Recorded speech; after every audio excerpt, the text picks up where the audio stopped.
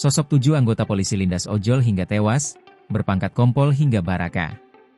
7 anggota Brimopolda Metro Jaya ditangkap setelah insiden kendaraan taktis, rantis, mobil Barakuda menabrak dan melindas driver ojek online, ojol, hingga tewas di Pejompongan, Jakarta Pusat, Kamis, 28 Agustus 2025. Kadif Propam Polri Irjen Abdul Karim mengungkap identitas 7 anggota Brimob itu, mereka ialah polisi berpangkat kompol hingga baraka. Jadi ada 7 anggota Brimob.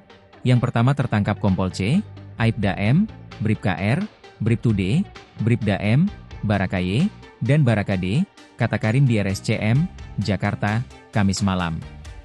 Karim menjelaskan, pihaknya masih mendalami peran masing-masing pelaku termasuk mencari tahu siapa sopir yang mengendarai Barakuda tersebut.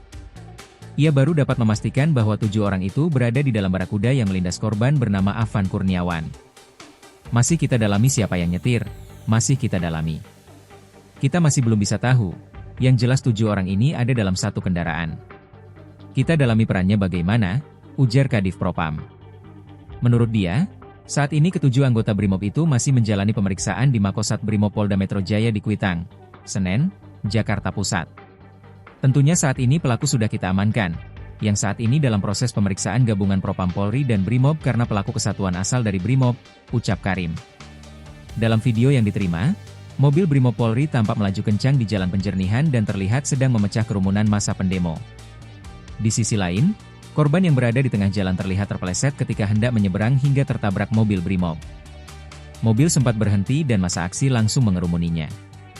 Namun, mobil kembali melaju hingga membuat korban terlindas. Setelah insiden tersebut, sejumlah pengemudi ojol langsung menggeruduk Mako Brimob Polda Metro Jaya.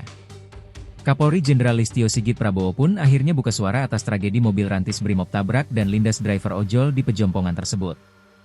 Tentunya kita akan menindaklanjuti peristiwa yang terjadi. Saya kira tadi Pak Kadif Propam sudah menyampaikan dan saya pastikan untuk dilanjutkan, ucap Listio.